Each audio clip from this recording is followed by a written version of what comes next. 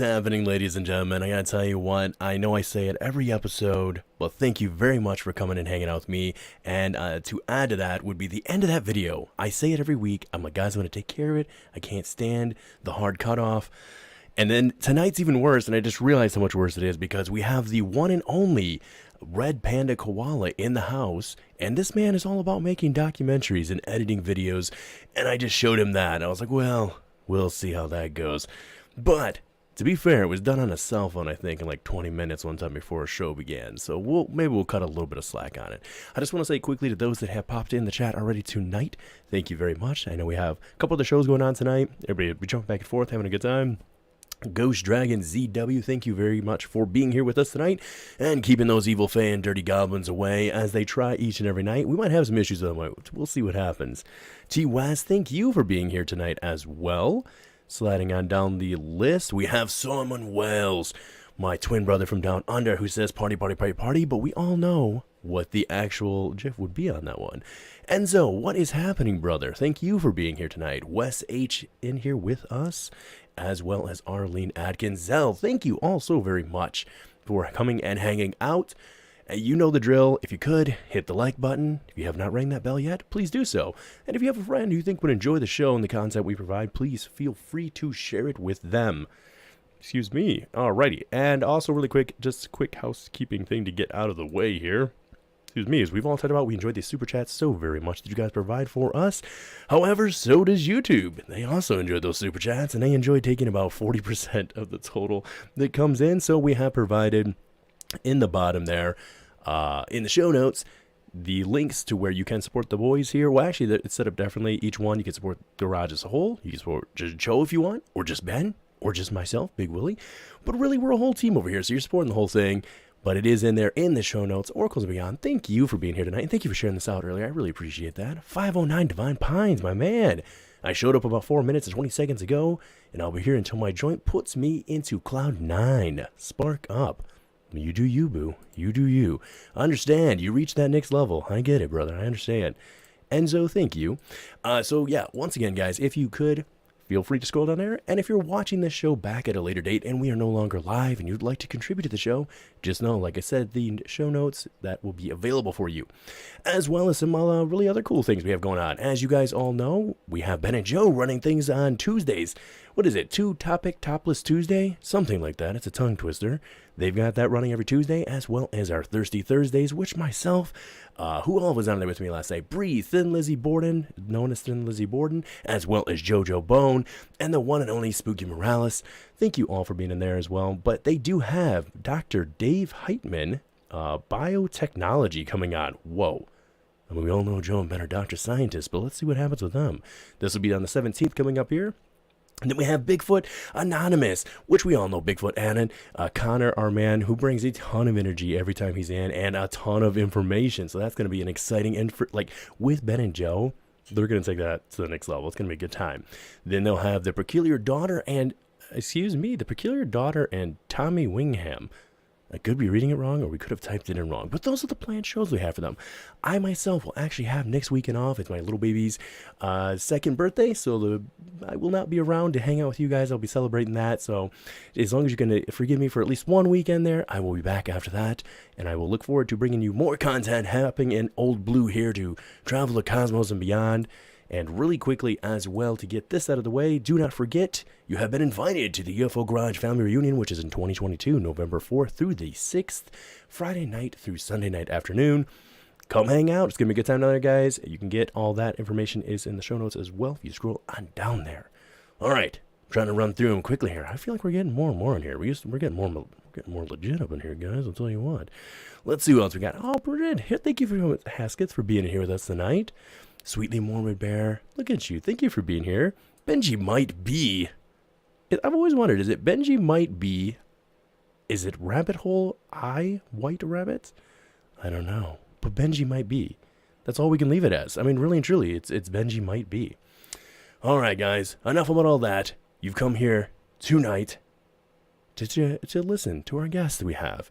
And my guest for you this fine evening is almost as elusive as the Red Panda itself, but nearly as well known, if not more so, than the famous Red Panda. You guys ever looked this up? They're pretty cute, actually. Little is known about the man behind the documentaries, and perhaps this is not by accident. I, for one, am genuinely curious as to what led our fine guest for this evening down the path he is currently pursuing. If you have not had the chance or the pleasure of checking out any of the documentaries that Red Panda Koala has produced, you are missing out and in for a true treat. So let us embark upon tonight's travels and see where it takes us as we dive deep into the unknown, come what may. So buckle up as we take Old Blue into the cosmos and beyond once again in tonight's conversation.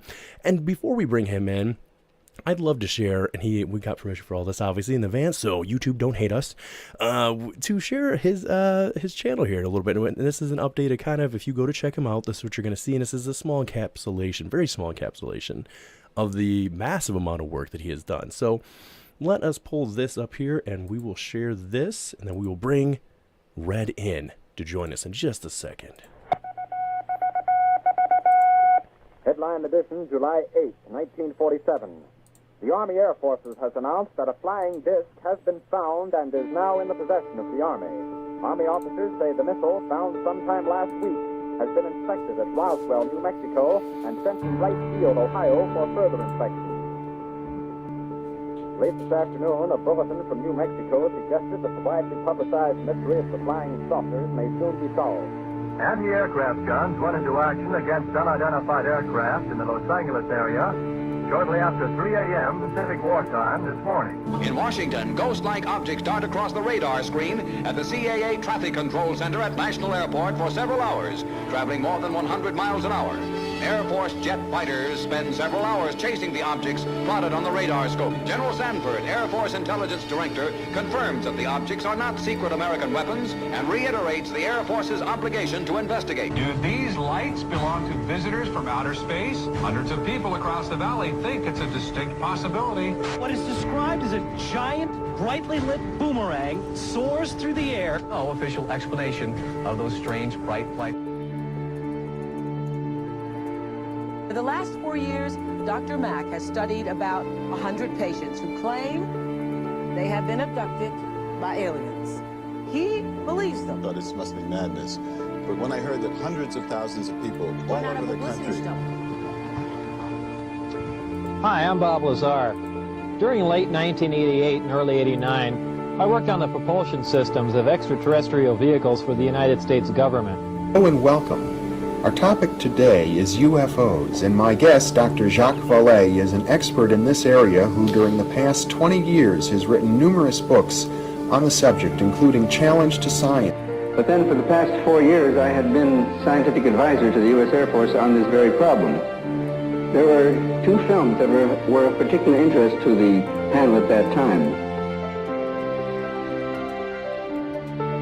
Up front now, the former Pentagon military official who ran the covert government program up until this last November, Luis Elizondo.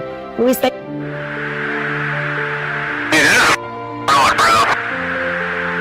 There's a whole fleet of them. Look on the ASA. My gosh. Commander David Fravor still can't explain what he says he saw that day. November 2004, the Navy fighter pilot was on a training mission west of San Diego when he was ordered to check out something in the water not far away. It doesn't sound like the human body could. So bottom line, what do you think this was? I believe, as do the other folks that were on the flight, that when we visually saw it, that it was something not from this world. So I know you're being clear, but I mean, the answer is yes. I can't speak on behalf of the government. Obviously, I'm not in the U.S. government anymore.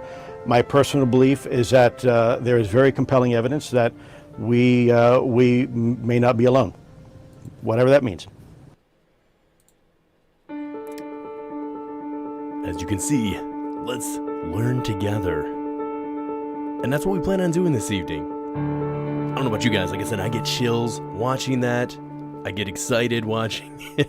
Let's bring in Red Panda Koala, the producer and maker of that. Thank you very much, and welcome to the show, brother. Thank you for being here tonight. Congratulations on the... when you made that commercial, I'm kind of curious. When you made that particular piece, was it after you'd already made a little bit, or was that right off the bat that you just let out with that one? I think, let me look back too. I think that was the first thing on my channel. Yeah. I think it was the first one. That's why I was curious if like that was just the first setup. So, I mean, for me, I mean, Hi, by the way, sorry, and hi everyone in the chat. Oh yeah, Sorry, guys. no, it was my fault. Welcome to the show. Thanks for being here. Yeah, for me, like I said, I think that like that's phenomenal work for that. Just being the basically initially the very first one that was coming out. I think it was great. So yeah, and like Champ saying as well, it was greatly sewn together. That's a nice way to Yeah, great verbiage. that was me like kind of practicing with the whole concept. Like obviously everyone edits stuff, right? But I hadn't really been editing for that long. I kind of just got Sony Vegas and stuff. So that was me practicing with like different clips and like newspaper stuff, like, and also like paying attention to music cues and like trying to like make it switch with there. It's very, I mean, all my videos, I feel like they get better and better, but I still have a lot to learn in terms of editing and like audio, but it's fun to watch that one. Like that was pretty. It's always fun going back, as much as, like you said, it could almost be a little embarrassing as like we go back and we watch stuff that we've done and we're like, oh my God. Or if you listen back, but it is also exciting to kind of go back and reminisce about like, man, this was the first thing. And I guess that would be where I'd like to start with you to this fine evening, which is, did you really know at that time when you put that out there that you were going to kind of develop the channel into what it is now? Or were you just, playing around with the information? There was a lot happening at the time in the world. So when that came out, I think by that point I kind of knew what I kind of wanted the general idea of the channel to be, which was kind of like what I try and do, which is different documentaries on various historical topics relating to UFOs as well as like current news. Yeah. So by that point, yeah, because I had been prepping like mentally for like a year, I feel like, before I even made that video, just kind of like researching for myself, like making sure like I kind of understood and even knew like what I thought about the subject. And then like understood like the history of like the field, quote unquote ufology or whatever, if I'm gonna like dip my toe into that. So yeah, by the time that first video had dropped, I was already pretty set on doing it. Which you were going into. Speaking of that, let's get this right out of the way too before I forget. People are always listening in the beginning, right? So I'm going to drop in the show notes here, guys, or excuse me, in the show notes. I'm also going to drop in the chat. If anybody would like to follow your work or you on Twitter, I'm going to drop those in the chat for everybody right now. As well, like I said, if you're listening back, it is going to be in the show notes. But do you have any upcoming projects? Because if I'm not mistaken, I just watched it back actually today because it's been a little bit since they've been released. Is it give or take been about 10 months? Maybe give or take since your last video? No. It's been like a month. Yeah. What? Yeah. No way. Yeah. That's okay. Well, that's on me. I apologize because I watched today. The one I was watching, excuse me, was the Edgar Mitchell. And did I just have the date missed? Did I just maybe add you just zero misread for no the number, reason? Yeah. I totally did. Yes. Okay. All right. Never mind. That's on me, guys. I thought it said 10 months. I was like, when's it gonna put another one out? No, that was just 1 month.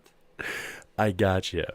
But yeah, so as of right now, yeah, because you've accumulated, man, 26 videos at this point, documentaries, you could say, and roughly 10 to 12-ish hours worth of content you've put out at this point? Yeah, I think somewhere around there. I did the math once. Very nice. Yeah, so now leading up to this, and there's a lot that we could cover tonight. Well, first, before we jump into that, is there anything in the works? Do we have anything we can look forward to that you think might be coming up? Yeah, so right now I'm working on, I have a series on my channel, which is like current news recaps, and I've already done 3 of those, and that's just kind of all the major news developments since 2017, whether it be like news stories or statements from like various politicians, active and retired. So right now I'm working on the 4th installment of that, which covers right before the report dropped in June up until December. So it covers the June report, all these various statements we got from politicians during that time, and then the Gillibrand Amendment, AO, IMSG, and then like all the way up to like Harry Reid's passing probably as well, and that one. Okay. So Makes that one's sense. coming along together good. I was pretty beat though after that Edgar Mitchell one because that one took me forever. That was like really long. That was a great one. It's funny enough, later Yeah. on as we go on in the evening here, I do have a clip for everybody that we'll be sharing from that one that I thought was pretty inspirational. And I had watched it the first time, but like I said, I rewatched it again today, and it really stuck out to me. I mean, I think I kind of heard it the first time, but I was playing while I was working, and so I had time to actually sit there and really take it all in today. Just not trying to work while I'm listening. And I do think with yours, I do think you could totally. I was gonna say that. most documentaries you kind of have to watch where it's just, you need to be able to see the visual aspect of it too. I think you're going to get more from yours in that, but you have set this up in a way that someone could potentially just listen, as I did, via an audio format and still gain just as much out of it. And so I really appreciate that you incorporated that into that. So Carol says, "What's up, Red Panda?" Carol, thank you for being here tonight as well. What's up, Carol? As well as Daryl. Yeah, there's some new ones jumping in here tonight. Thank you for whoever gave that like over there on Facebook. It never shows us right off the bat who that is.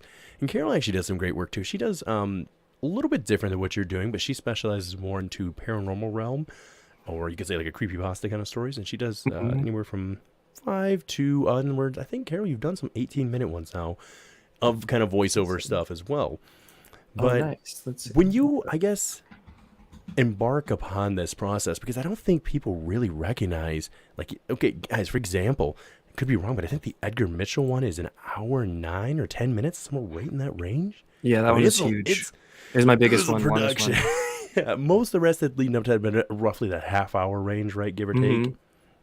And so you'd built up to that, I guess I should say. I think you did have some beginning like 16, 15 minutes. But as you were saying, leading up to that, your normal ones in the beginning, how long did it take you once you kind of found your groove? So when you started making a half-hour-long documentary for us to consume, what was that time, like real time, for you to actually produce that and make it happen? I say a rough estimate is usually like about an hour of work for like a minute of whatever's going on screen. Wow. But for the ones like this Edgar Mitchell one, because I guess we could just talk about it a little bit for the people in the chat and watching. This one was kind of ambitious because this one was trying to tell the story of like multiple things, because Edgar Mitchell I just find super fascinating just as a human. He's like probably top 5 for me. Because I would tell people this, he's kind of like a Forrest Gump of just like one in general, just general history, but then also of like rocketry, UFO stuff, and also like remote viewing stuff. And what I say in the video too is like by studying his life, like you can see the histories of all these different things. So that one, it's like an Edgar Mitchell documentary, but also kind of inside of it, I try and sneak in like an Apollo documentary, and even like a remote viewing documentary, and like a Werner von Braun documentary, and like a mini Uri Geller documentary, and a mini Robert Goddard, the father of rocketry. So like all these different things, like, so that one, basically that Edgar Mitchell one took me a long time to make. But nice.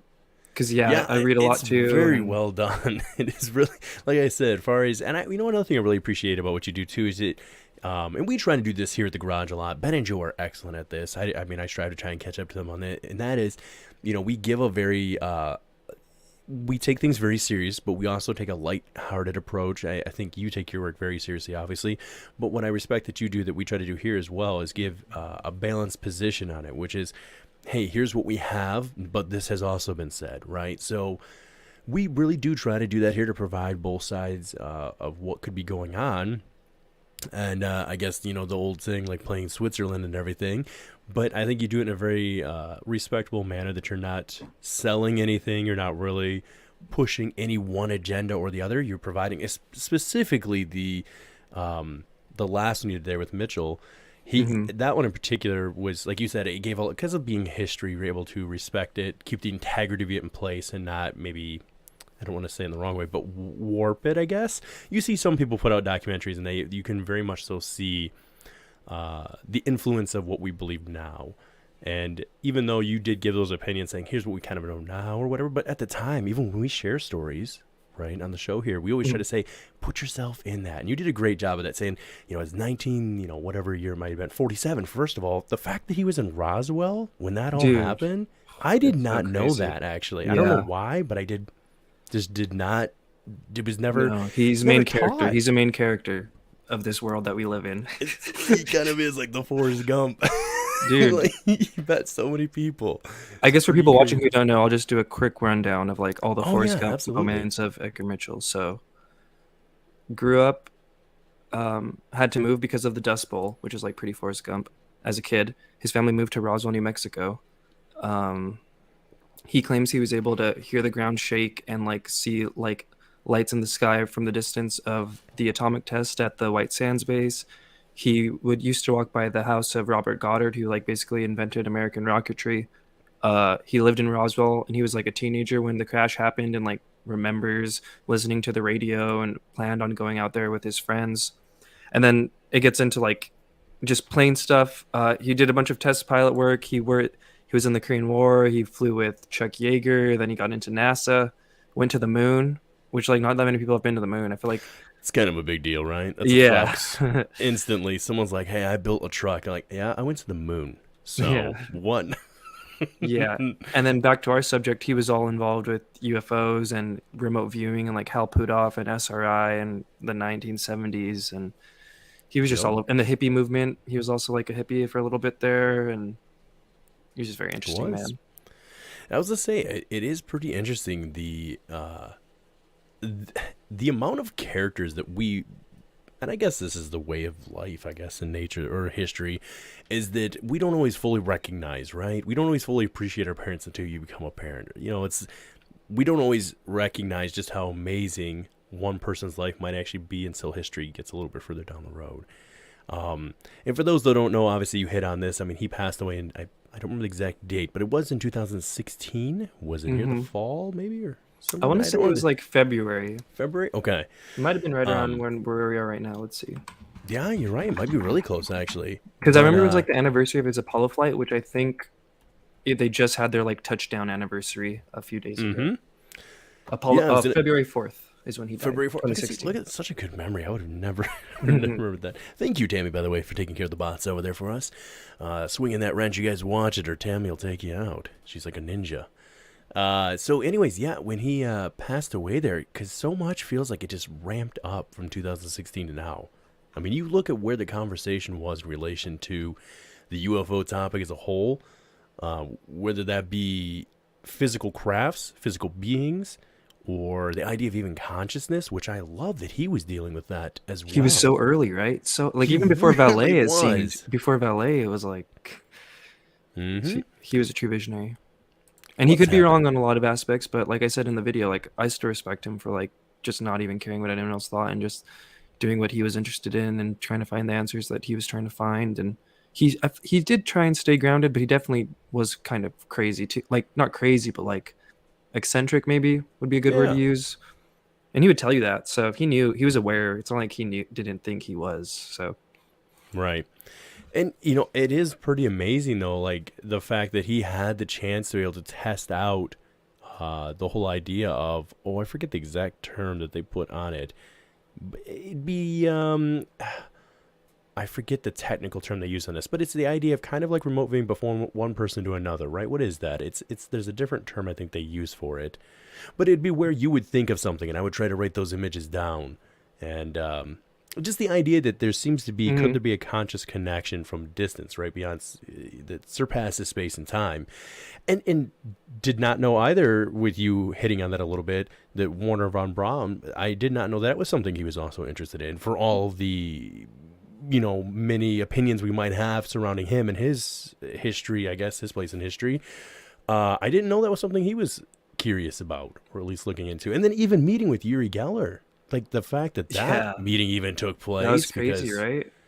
I mean, and you even hit on it. You said there was some sparks that flew a little bit, clearly. And for those that don't know, Uri Geller obviously was a pretty big deal.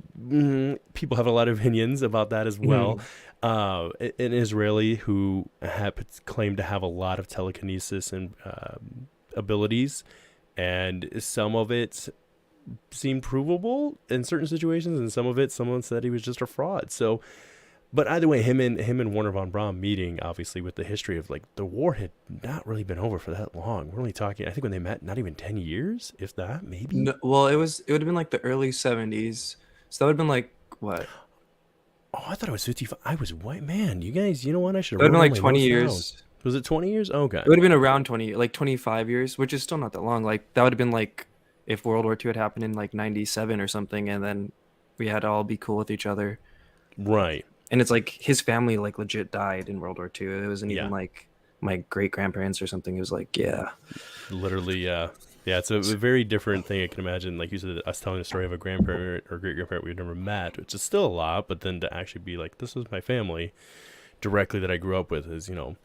As Daryl was saying here, he said the spoon thing was sus. And you know what? By the way, Red, anytime we get sus in this over here, whatever you're drinking tonight, you get to take a sip of. So anybody in the chat, please take a sip of whatever you are drinking this fine evening. some agua over there, very nice. But yeah, there are claims, and it's funny enough, obviously, for those that don't know, we do the work with Dave Scott over there at Spaced Out Radio on the weekends, myself, Jim Jade, John Hudson, and then Lizzie Borden, and we just recently had covered him a little bit. He wasn't the main character of the story we were covering, but he claimed that he said if you put on those old interviews, that today you can still get people who can bend spoons or forks into... Like, that was a big thing. There was spoon bending parties that were going on and stuff. Yeah, that's crazy, right? Very And then intriguing. that's one of the things Edgar Mitchell said, even like convinced him of Yuri that I talked about in the documentary I made, is those tapes that you're referencing, they would play them in the Bay Area and then like parents would be calling. So Edgar claims that initially he was like so super skeptical of Yuri, which I don't know if I believe that, but that's one of the things that he said really convinced him, was that other random people that like seemingly didn't have any connection to Stanford Research Institute were having their kids be able to bend spoons that often they would bring and test themselves. And so I don't know, who knows. Do you know he's the like inspiration for Kadabra, the Pokemon, and he was the reason why you couldn't, just until I think this year that you could they sold Kadabra Pokemon cards. I did not know that. See? A fountain. A wealth of knowledge, ladies and gentlemen. This is why you should go subscribe to his YouTube channel, as well as you post quite a bit over on Twitter. I cannot give a great explanation to that one or account of that because I'm not on Twitter enough. I'll be honest, guys. I try my best, but I'm not on there consistently. But I know for a fact that obviously you do post. When I go on, you've updated usually more than I have. I usually just retweet like interesting current news articles and stuff. Correct. But yeah, if you want to follow me, go ahead. Very good. Well, now really quick, what I'd like to do is before we go any further, as we're coming up on near the top of the hour here, so let's dive back into a little bit about yourself. Obviously, we're going to be going back into your work, but I'd like to hit, before we jump into that, just kind of your background in this. Let's go back as far back as childhood, early on. Did you have vision of doing this kind of work? Was this something that intrigued you? No, the earliest maybe like seed things of me doing what I'm doing now is like when I was in college. I was always into history, but like in college I got really, really into history. And I thought it'd be really cool to be able to be like just a typical history YouTuber, like Rome and stuff like that. You know what I mean? Nice. World War II, World War I, whatever. Actually, I really wanted to do Cold War history. I felt like there was a niche there at that time. Yep. So I really wanted to do that. And then I was saving up for a computer. I graduated college in 2016 and I was saving up for a computer. And then in 2017 is when the New York Times article happened. And that's when I really like took the red pill, went down the rabbit hole, whatever you want to say at that time. So yeah, not like growing up, not too much. Like I would listen to Coast, but not too much. It was only really until 2017 that I really went all in on the UFO stuff. Like did my deep dive, did my research, just because I didn't really ever have like the time or reason to prior to that. True. What about you? It is so funny how people stumble into this. I guess that's one of the things you even mentioned. How did you end up on this life path? I mean, we're hitting on that a little bit here with the transition between you were looking at just standard turning out good reports of what happened in history, really reporting the facts as it were. What led you, I guess, what was besides the jump there in 2016? Was that kind of the jump? Had you tried to do just history at any point before you started this particular channel? No, I hadn't even like started that. I was still in the saving mode for that point. So, and then when it happened and I was like, like this is interesting timing. And I was like, when I did my research for UFO stuff, I was like, oh, I feel like the kind of channel I envisioned for my history channel could be really useful for the UFO stuff and even more like applicable to our current time, because who knows, this could all be drones, but maybe it's like something else, and the only way we'll get there is if we have informed discussions about it, and there's like all this lore that like people have to kind of get caught up with. So that's why I was like, okay, I'll do this instead. And it's kind of I tell people this too, one of the things I found the most interesting about the Cold War was how it kind of like encompassed like the entirety of the century it was in like all these different ways. And if you kind of look at the UFO issue, it's pretty similar in my opinion, where it's like even from the Cold War, if you take like a step up, like there's all these different pockets of like UFO history and lore that kind of like overlap with each other, and this kind of like chessboard game that's been going on for Lord knows how long about this this subject of ours. Mm-hmm. Well, let's sit on that for a second since you brought it up. I mean, what was your opinion prior to leading into this stuff? Again, kind of dealing with the childhood and growing up. Did you watch? I mean, what was the idea? I think I'm not sure of your exact age, but I feel like close-ish to our generation. We had the movies, you know, we had Independence Day, we had different ones that influenced us and were pretty readily available, and we're in the mainstream media. But did you take the topic seriously, or was it just strictly that's Hollywood's idea depiction? Yeah, it was just strictly Hollywood for me during that time. Yeah, I didn't really think about it too hard. Yeah, I didn't even really watch like documentaries about it back in the day. So no, not really. Never really thought about it. Gotcha. You were more like the standard. So no, history obviously interests you though. You were interested in that idea, right? Yeah. So I got you. I have to admit for myself, that was one of the things that when I got hooked in. And some people, I get it. I always say we've all got different parts to play, right?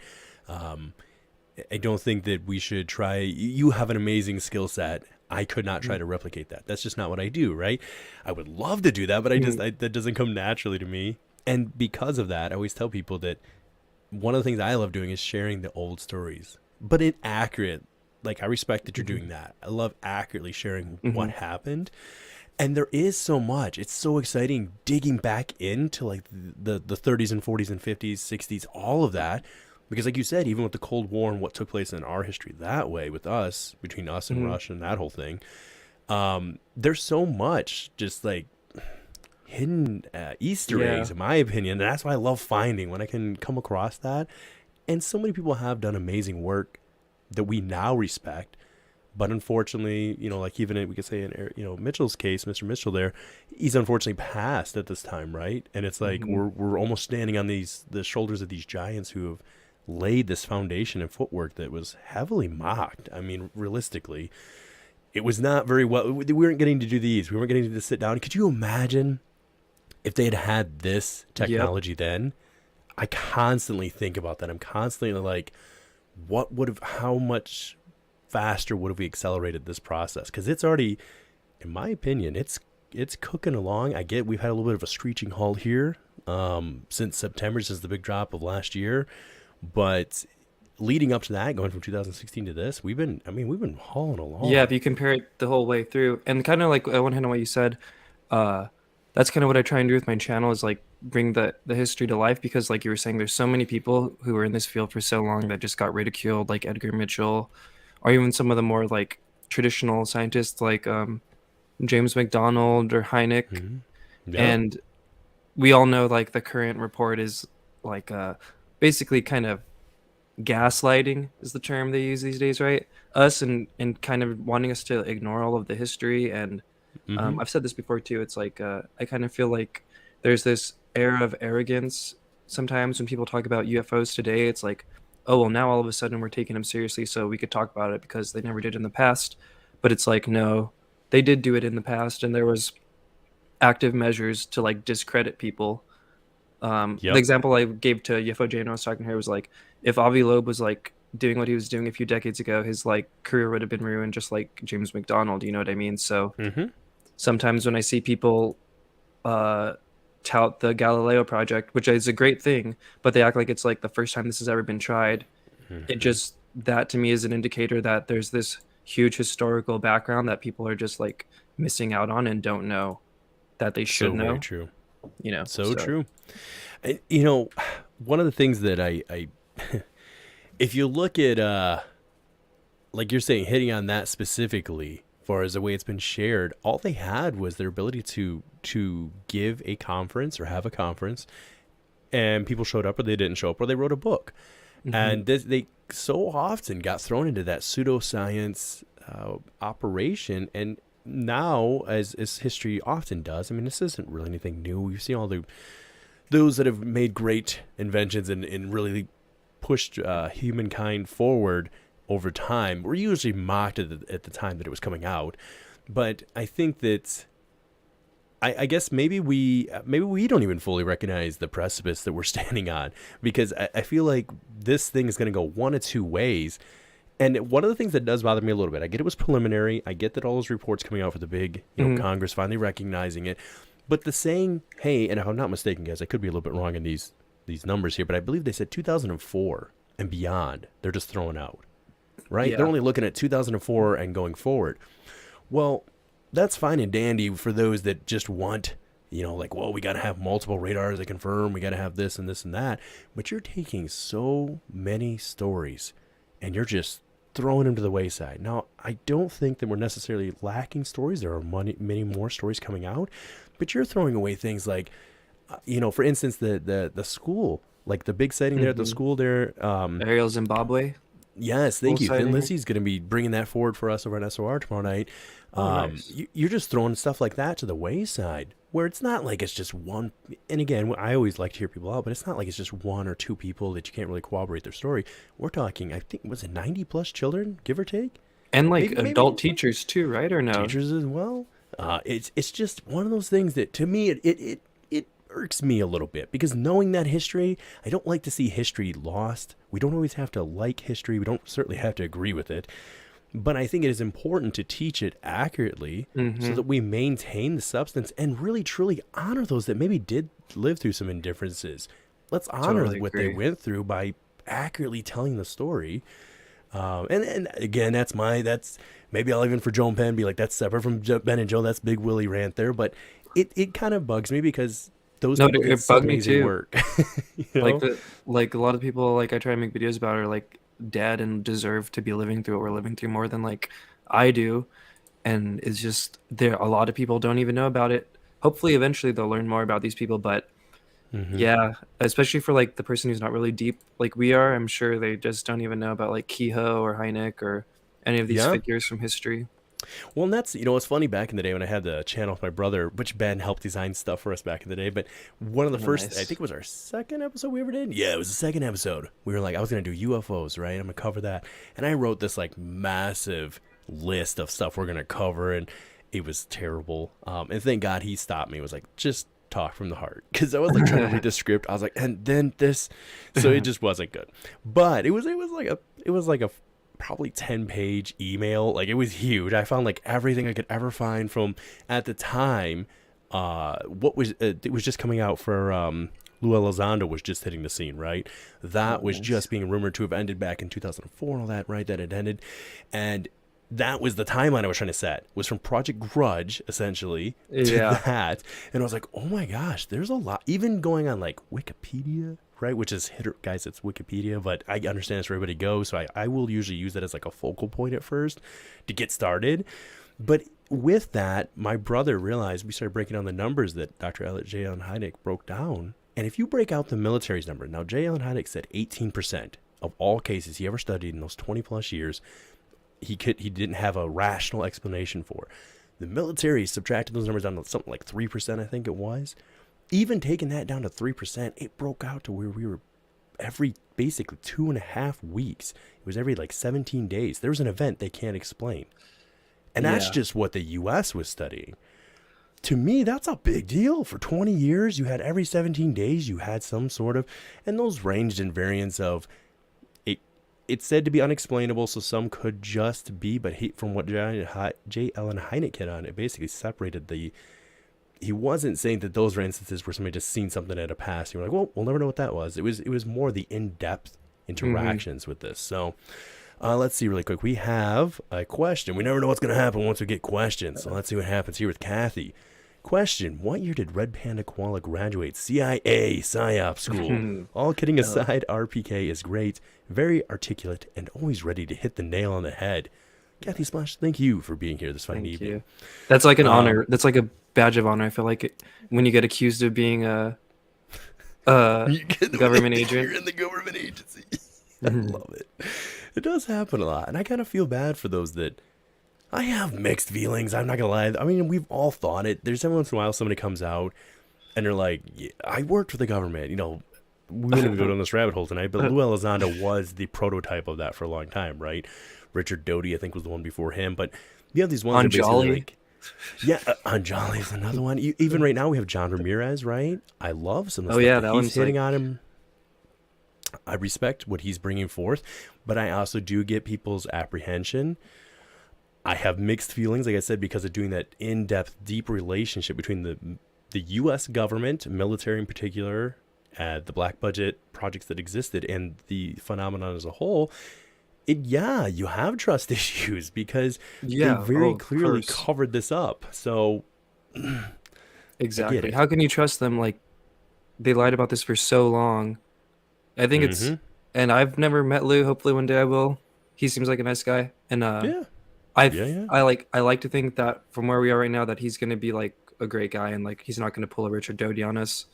But I think we should all have our guard up for anyone, and honestly, even me too, and you, like anybody watching any information about this, like you should do your own research and cross-check stuff. And you never know. This subject has been so coddled for so long. I just don't buy the idea that it's all of a sudden like, okay, here you go.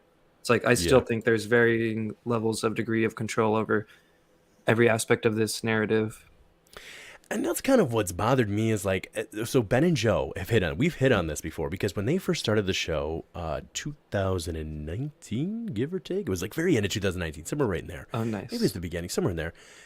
They were at the point where we're like, oh man, some things are kind of happened, but nothing had really popped off just yet. We had obviously, everything that had happened out there with the Tic Tac incident. There were some of those things that were finally being talked about on like CNN or Fox. And that was the big deal at the time. I was like, oh my gosh, there's some mainstream media who's actually sharing the story and not as a hit piece, right? They're not playing, the X-Files theme song in the background or whatever it might be. They're actually kind of talking about this.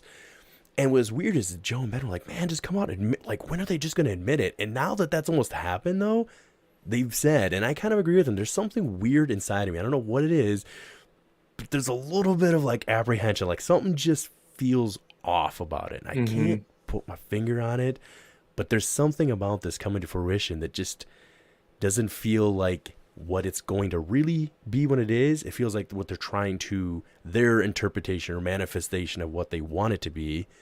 Because I truly think the phenomenon, is, if it's is real as an entirety, cannot be controlled.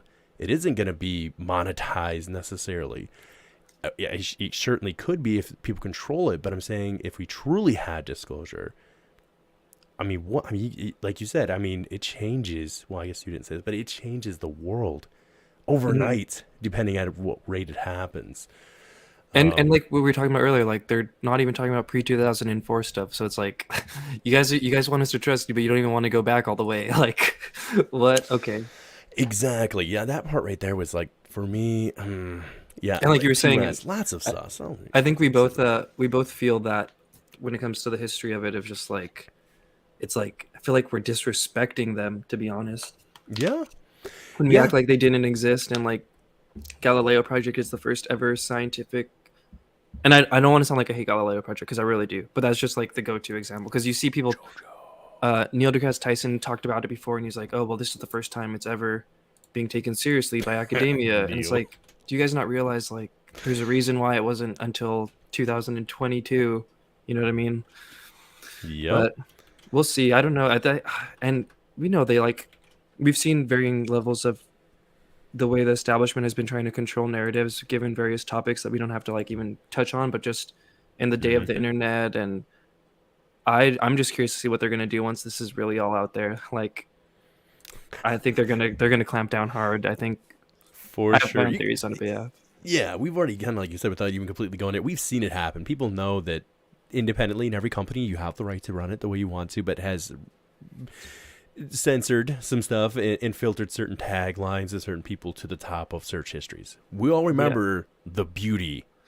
Maybe it was the horror show, but the beauty of what YouTube was in 2010.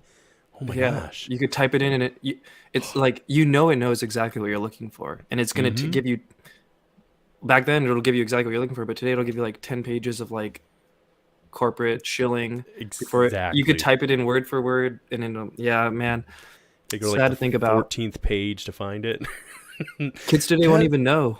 Dude, Kathy Splash, by the way, says, if I meet Lou Elizondo, I'm going to shake his hand, and when he reaches out and squeezes it, I'm going to scream and say, he broke my hand, so he has to now tell me the UFO truth. I need a plan to shake. Well, I guess that is the part. You got to get in there And Mr. Lou Elizondo looks like he could pack a powerful punch or a powerful Yeah. handshake there. So you never know. He's got big arms, and now he's evolved into bearded mode, not even goatee anymore. Oh no, I haven't seen this. He's I'm going to pretty full... sure. Yeah, I Oh think my he's gosh. going full beard Lou. Oh my So gosh, that's next level. Once you incorporate the beard, all bets are off at that point. I love it. But yeah, so it is intriguing. I found too, like in the conversation we're having, and I suppose this helps have a ripple effect to others that are listening, is that I don't think we're all as divided on a lot of things that we think we are. And that was kind of what my brother and I way back into with our channel was trying to do, is that, we're not the mainstream media or whatever is being put in front of you. And you could even say this, even like you said, people watching us right now, you should go check the things we're talking about. Look it up for yourself. Because first of all, this is just my opinion, but I feel that if I told you something or I convinced you of something, eventually someone else is going to come along and unconvince you or convince you of something else. Until you prove it to yourself and you know for yourself that this is a factual thing and why you believe what you believe, it's just not going to hold the same weight as me going, well, this is why. It might be a good starting point, but yeah, I strongly encourage people, if you respect this stuff and you want to help make it go forward, and I don't think anybody has, I'm certainly not even close to an expert, but dig into it. Like, find a thing that you're interested in, and what can you do to help bring that forward? Like UCR, I respect them so much for what they're doing over there, as far as they're killing it. Having and you guys too, and me, we're all doing great. I think all of us in this space, we're doing our part. For sure. Tim Elfley, thanks for being here tonight. One of the things that they're doing, though, that I think is amazing is that, like I said, I have my apprehension with the U.S. government. I get it. My brother's one of those guys who, if I can't feel it, touch it, smell it, see it, whatever it is, take it home with me. It isn't real. And for him, he's one of those guys who basically, Kathy Splash, we love you so much. He is one of those ones who definitely needs the government to come out and say that it is okay, and that, yes, we have for sure confirmed it. You know what I mean? Now, to be fair, he has transitioned a little bit and he's become more open to things, but initially that's the kind of guy he was. So I recognize there's a large portion of the population out there who need something a little more than ancient aliens to come out and confirm to them that this indeed is taking place. And which is fair. And as I said, I totally get it. And UCR having all that paperwork in place, you guys can literally reach out to your local Congress members and state representatives. That's amazing. Not enough people have, really, I think, sat down and appreciate the work that they put in over there on that one. That's just my 2 cents on it. I really do appreciate it. They go every day, Lou. That too. Lou, they really do. That's so much time I can imagine, and just being in front of a screen and talking and having to read the chat and having to do this, having to do that, booking people every day. Whoa, that's crazy. That is very true. Let's see. Well, really quickly, it looks like we have another question here, or maybe a statement by 509 Divine Pines, which says, "What if I was surgically touched by 3 of them? Their tech put me into higher dimensions." And I think you're referring to, because you have the scoop mark on your forehead, correct? You have actually more than one, I believe. But have you, in your, putting these out, have you had contactees? Because that's one of the things that Ben and Joe are really big about here at the garage, which is, and I'm sure you've even noticed this over the years, let's say, as a general rule of thumb, love them. They're what hooked me in. But, Ancient Aliens has a certain core group of people they're going to roll with, right? They're not necessarily bringing in someone that I think like yourself who's doing great work. Maybe that's going to happen one day. I'm rooting for you. I'd be down. But the point is, that would be so dope, right? But, they're not calling us up necessarily. And Ben and Joe said, listen, there's so many other people out there who have had these experiences. I think if you ask anybody, have you ever experienced something you couldn't explain? Almost everybody's like, yeah, they have a story, right? And so we've tried to give a platform here to just your average Joe, as it were, to come and sit down and be like, here's what happened, and share as much or as little as they'd like. So in saying that, though, for yourself and the content you put out, have you had contactees or people reach out to you to share and say, here's what I'm thinking, here's what happened to me? Or has it been just more... I definitely have had that, which has been really interesting, because sometimes it comes from people who I would never expect. Like, for example, I have a family friend, you could say, who's older and a well-established lady, retired, kind of no nonsense. I never would have expected. And even now, a lot of people don't really understand, I think what we that there are UFO developments actually occurring. You know what I mean? So when I tell people a lot of times like what I do, I'm kind of just like I have my normal job, but also I do this, and then I kind of have to like coach it. And usually people are nice, but sometimes people are like, "What the hell are you doing? What do you mean UFOs?" Anyways, so there's this one lady who was like older, well established, retired, like no nonsense lady. I told her, and like I did the whole coach it thing. I was like, well, making UFO videos, believe it or not, it's like kind of in the news. And then she was like, oh no, like I believe. And I was like, oh wait, really? What? Like, okay, this is a different conversation than I thought.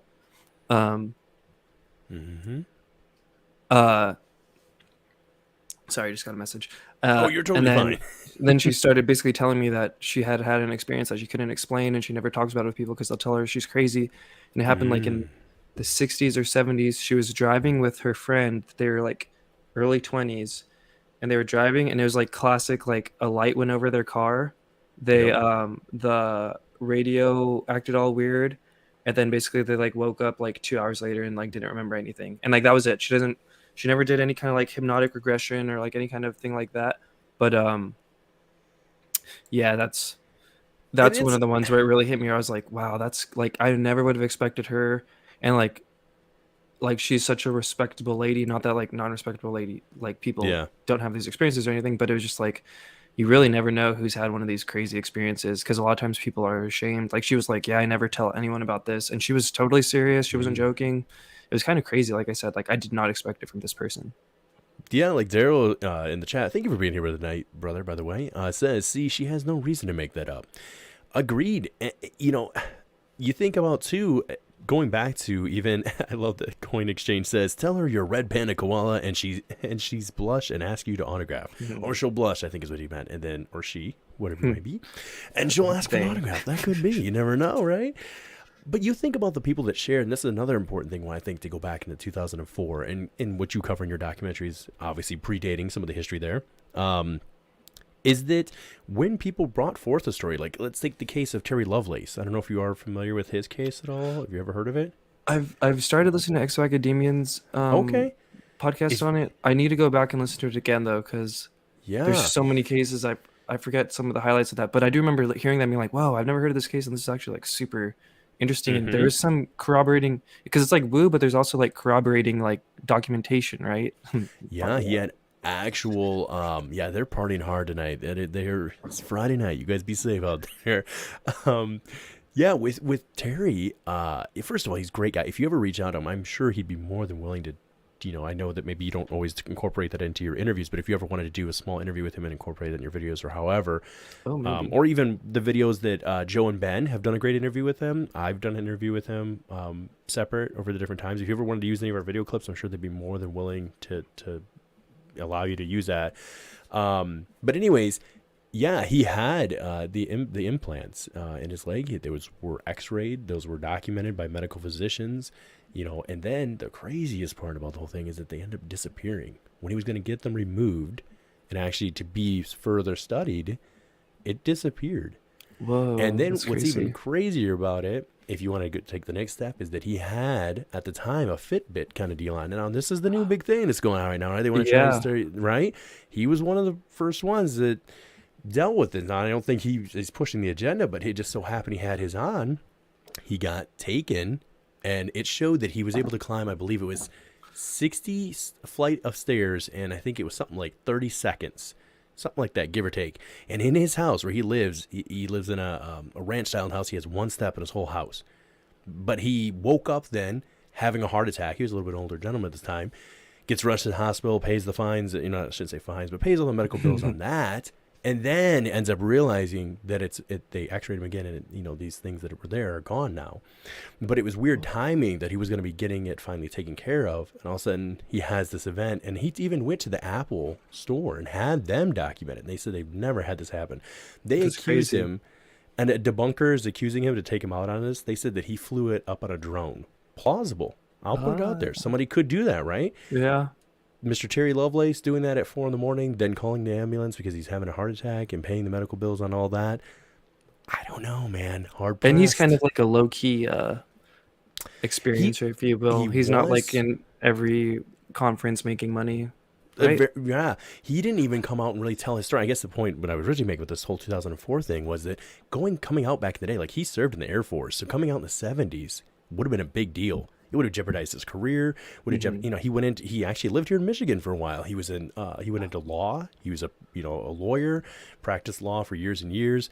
So, there was a very big stigma. So for anybody who did come out and speak out back in those days, there should be a little more admiration for them. That's not taking anything away from an experiencer nowadays. I'm not, guys. All I'm saying is there is a little more support that might be in place now currently, and that's a good thing, than what there was back then. So I think that, again, those stories should not be forgotten and just been like, yeah, they don't matter. Literally is what that basically said, was like, we just can't. There's too much information, or in my opinion, too much evidence. Be like, we got to get rid of that. We look too bad if we go. The farther back we go, the worse we look.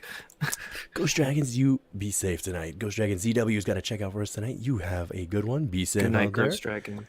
For sure. He's always here hanging out for us and keeping things safe. So, really quickly too then, before I go over to share this, because I do want to share that video before anybody else might want to leave, for Ghost Dragon ZW, if you're still here, I'd love to share this. And let's get into some idea of like a little more woo, I guess, or the idea of consciousness, some other things, which is to share this other clip that you have from the latest episode that obviously, Edgar Mitchell, yeah. And here we go. So we're going to play this here.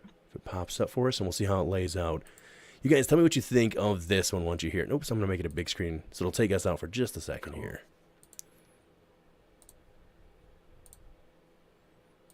Five, four, three, two, one.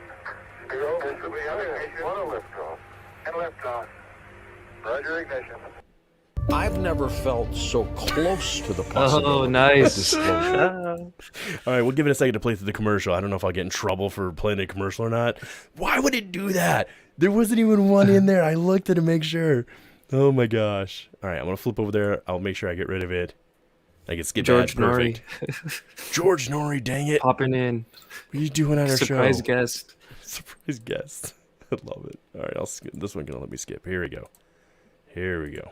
Put it back. I got into the command module, and the lunar module was jettisoned, and the crew of Apollo 14 began their return trip to Earth. It would take about 3 days before they returned back to Earth. Now that the getting to the moon portion of the trip was over, Edgar Mitchell felt like he could really relax and take in the experience. It was on his way back to Earth that he had an intense personal experience that would change his life. Here he is recounting the profound experience. And what happened to me on the way back after we had completed this very exciting and successful voyage of exploration and been the first to explore the Fra Mauro area. But the thing that happened to me as I looked back on Earth and saw it sitting in this bright sky filled with a profusion of stars was a sudden recognition that I was a part of all of that. The joyous recognition that the molecules of my body, the molecules of our spacecraft, everything that existed was in some sense in communication with every other thing. That it was a holistic picture, that I could reach out and touch in some sense each and every star and each and every galaxy. Billions and billions and billions of miles away, even billions of light years away. And it was a harmonious feeling. It was a feeling the universe is intelligent in some sense. And it was the feeling also that our scientific descriptions are far from complete, and that our religious cosmologies, our descriptions that have come out of our religious teachings and our experience of the subjective side of ourselves, is also flawed. It's incomplete. that in this magnificent evolving universe, we're still a ways from the answers as to who and what we are and how we got here and where we're going. The feeling that the universe is intelligent, in some sense there's purpose in it, and that we're not alone. These were all the feelings that I experienced as I watched this magnificent little planet. Which is pretty amazing. Like, I think just that quote alone is like, I was listening to that part today, like being able to really take it in. I was like, bro, this is pretty profound. Like, that's some like stuff that I feel like there's just only a couple channels and people that are floating into that idea, no pun intended, of getting into the idea of consciousness and all this quantum entanglement. That wasn't even stuff that I don't even know if we had not, it was hypothesized, but I don't think we'd actually proven it yet. It was only theoretical at the time, right? I mean, he's basically hitting on quantum entanglement and in a sense, but yeah, again, great work. Yeah, perhaps. There. Also, some people in the chat were saying it kind of sounds like he had like a psychedelic experience, so maybe it was just so profound, like his neurons were just firing everywhere. Away. But that did inspire him to like go dive into like all these other subjects more. So, you know, that one wasn't necessarily a UFO experience per se. Although what Ross Coulthart in his book says, which I didn't include because it was already so long, there's like that easily could have been like 2.5 hours. But he said that that Edgar Mitchell told his contact that they did see UFO orbs during the Apollo flights, but I kind of find that hard to believe, to be honest, because Edgar Mitchell was so open to talk about like so much stuff that's like crazier than seeing an orb. But who knows? Maybe they did. Maybe they did on Apollo 14. You never know. I mean, but like you said, it really drove him down the path of coming back. And I mean, and we didn't even, again, guys, you should go watch this. I don't want to give everything away, but go subscribe, go check out the channel, and you can watch it in its entirety. But when he hit on the idea that it was, let's see, it was prior to this, I think he'd already done it. He had already done the test where he had 4 individuals back on Earth that he basically had these sequential numbers that he would go through every day, or shapes and stuff. And he'd pick his pattern and then see what they got. Now, I know that you said in there, I believe the reference you made was something along the lines of like, it was very controversial, or not controversial, but the statistics from that were not the results weren't great. Yeah, they were kind of inconclusive on it. But it seemed to be something he continued to pursue once he came back down, because what was the name of that little retreat they went to? And I shouldn't call it a retreat necessarily, but that that place was interesting too. So, and then real quick, those symbols are Zener cards, which are look at Hunter gave a thing. I know that Thank guy. you so He's a much, great Hunter, guy. for that amazing super chat. Zener cards were those symbols, and kind of touching back to what I was saying about the history of remote viewing and stuff. Edgar Mitchell had been into this guy called J.B. Ryan at Duke University, who kind of like made the Zener card symbols, and those are kind of standard symbols that they use in any kind of like remote viewing test or whatever. I think they use them in Stranger Things even. They were using them during the Yuri Geller days. In my video about Nino Kulagina, the Soviet basically version of Yuri Geller, they use those same symbols for whatever reason. And he was just trying to like do that while in space. And he did. So then he came back down. And then, that was another interesting part of history, is the Esalen Institute, which was basically, for people who don't know, and I'm still kind of learning about it, it's this like basically like hippie retreat in the Bay Area where they do Selix and they would do yoga and stuff like that. But it was accused of being kind of like maybe CIA funded, or maybe even like that's where the CIA would go do channeling stuff. I'm pretty sure in the show Stranger Things, like Eleven's mom or whatever is like an Esalen girl. So, and then when he went there is kind of when he decided to make his own Esalen model, which was the Institute of Pneumatic Sciences, which still is around today. And even Esalen is still around today. If you ever heard Alex Jones like talk about how like big tech CEOs and stuff are going away to retreats and like doing hallucinogens and stuff like that, Esalen is like one of those places. So it's pretty sus. It's very sus, and I will take a sip to that one. And for anybody who's in here tonight, thank you so much for all the amazing super chats that have been coming in. Am I saying it wrong? X-Wax? T-Wax? I might be saying it wrong. Thank you so much for that amazing super chat. They Thank say you, Man Meat. I know. Oh, Man go Meat ahead. too. As I say. Yeah, they're great guys. Man Meat and Hunter and There we- Hoko. I see it There in you there go. too. Thank you so much for those amazing super chats. There's got to be something to this too. Oh, thank you so much for that. Yeah, Ben and Joe do great work, and they gave us a platform to be able to help out a little bit. So I appreciate it so much.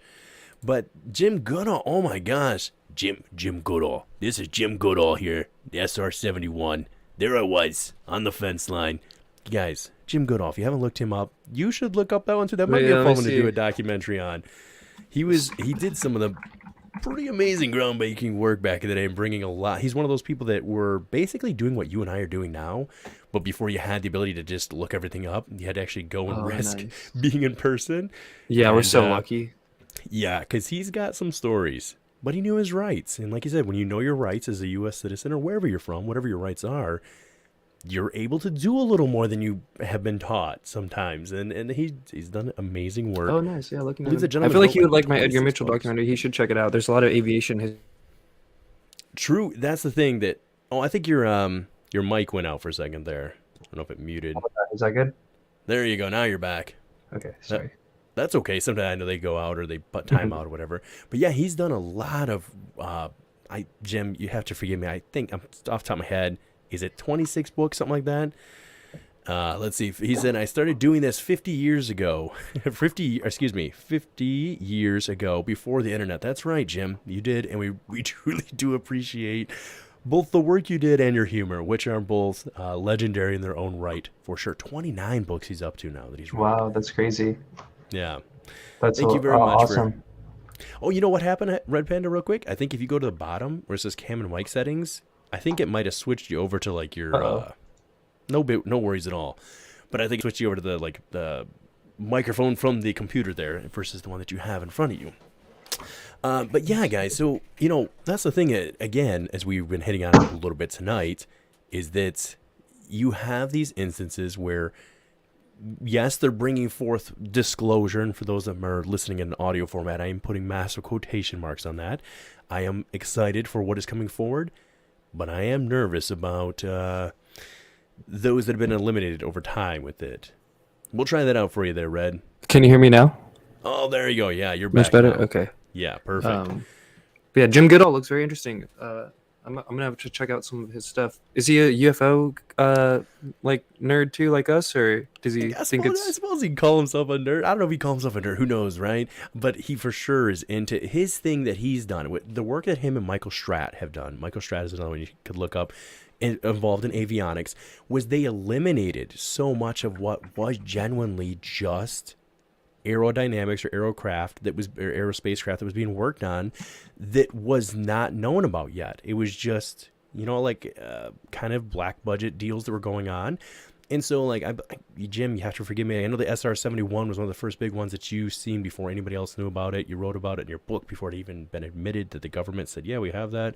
I believe the F-17, some other ones. It's the idea that, so I can't remember off the top of my head. I don't think they admitted the F-17 or the F-16, one of the two. They didn't even admit that was in existence or really working until I think it was the late 80s, somewhere in there, mid to late 80s, right? Top Gun-like idea. Mm-hmm. But they were using those in Vietnam. So the idea being that if somebody had seen that, where in Vietnam, we weren't too far out from using some of the other work that was not that far removed from basically up to 47, we were using propellers system, right, to fly a plane. The jets and the engine, that wasn't there yet. And so anyways, he's done a lot of work over the years on that. He also knew, I forgot about this. He knew Bob Lazar before he went to work at S4. So he is one of those guys who's kind of confirmed Bob Lazar's story. Oh, he's a pro Bob Lazar guy. Bob, well, if you're listening, watch Jim, some of his I'll interviews say, definitely let me know. I don't know. I think he's, I have to say, Jim, I could be wrong, but I think Jim said that he had one time that he walked in somewhere. I can't remember where the office was, and he was showing him paperwork trying to say, hey, I know this guy worked here, went to school here, something along those lines. And they said something along the lines of he's never existed. They got rid of his social security number, a bunch of stuff started disappearing.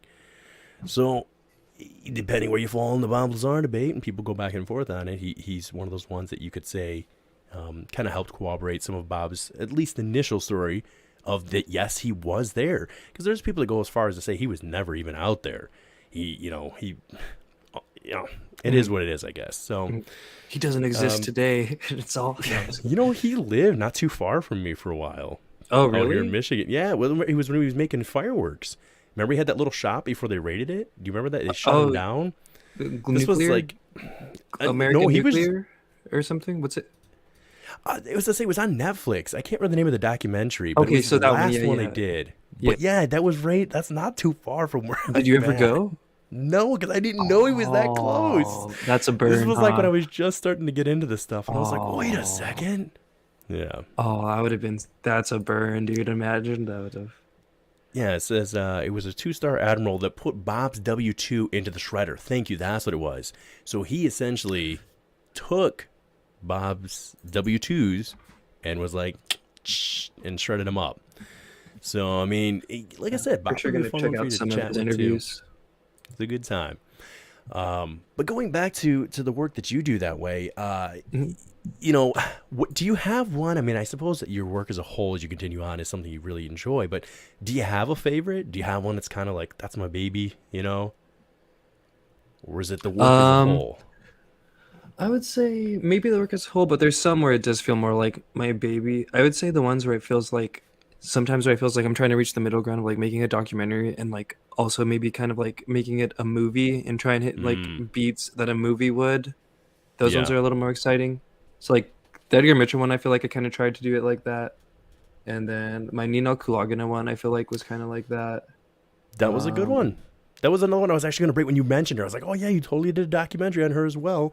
I believe you also did a documentary. Did you do one solely on Warner Von Braun? Was that you or someone else? No. There was just basically a Werner von documentary in the Edgar Mitchell one. Correct. Yeah. But Either he's way, interesting too. I probably would one day. I feel like eventually more stuff is going to come out about him because that was kind of one of the biggest revelations for me. When I was making the Edgar Mitchell one, was that he had been on the record saying that like Werner von Braun had told him about Roswell, and that a bunch of the paperclip people had been there, because I'd already been an Edgar Mitchell nerd for like a while by that point, and they just randomly came across that in one of the like thousands of interviews this guy gave. And you don't really hear people talk about it that much, maybe because people just dismiss what Edgar Mitchell says generally, because he can be kind of eccentric is the word I think we were going to go with. Yeah. But I think Werner von Braun definitely knew stuff. Think about his experiences. Look at the instance particular with, oh man, I can't remember the name of we'll call him a guru, but the gentleman he took his mom to. His mom had the severe issues with her eyes where she couldn't Norbu see Chen. with her. What was his name? His name was Norbu Chen. Okay. Yeah. So he brings his mom out there, right? He doesn't tell his mom what's going on. His mom was devoutly Christian, right? She was very much so like, I don't want anything to do with anything else. And they go through this process, this healing ceremony, I guess you could call it, and told her to go to bed and pretend that imagine essentially that you've had this surgery. She wakes up and she can see. I mean, to the point where she drove home at night in the dark, if I do recall correctly, or at least drove home without her glasses, right? And I think this went on for either a couple days or a week, right? Like Before a she checked week. back. Was it a week?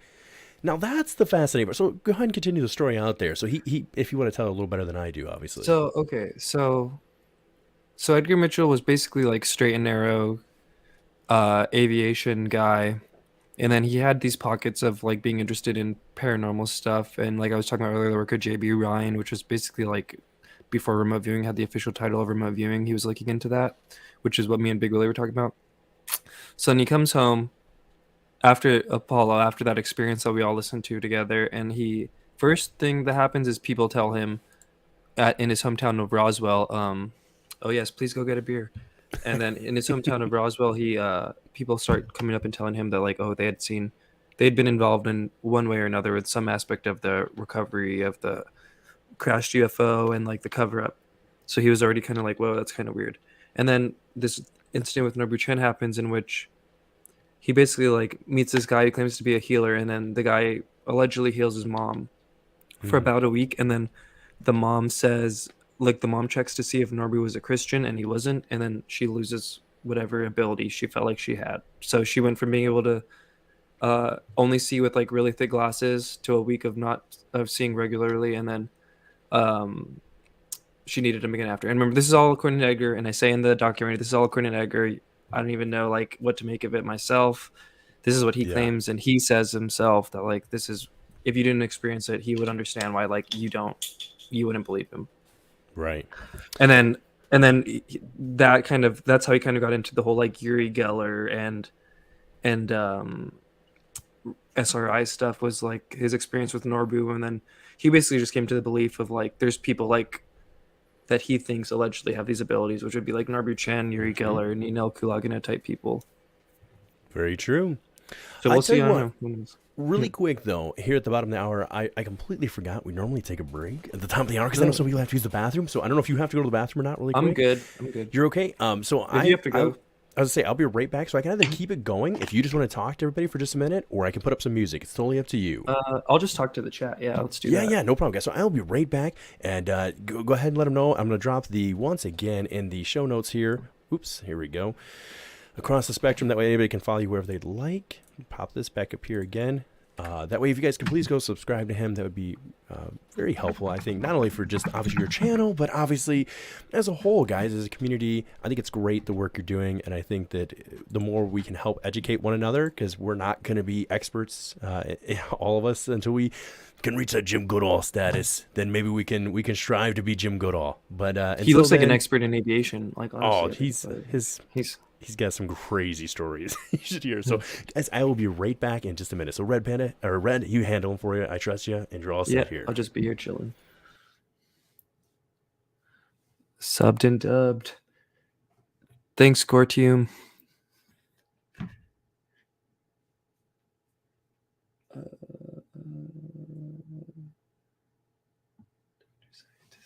Dr. Scientist. Everyone put type if you believe Bob Lazar or not. If you're in the chat.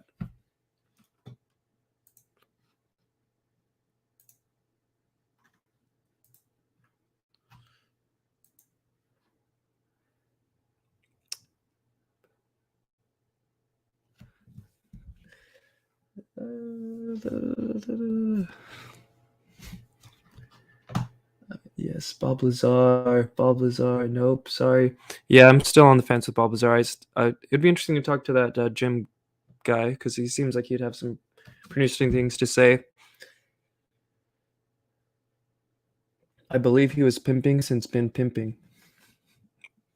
True. Next video, hopefully within a week and a half. Man, meet. Seems legit. Okay, how about this? Do you guys think Lulu Elizondo has like the best intentions at heart, or do you think there's some kind of nefarious going on?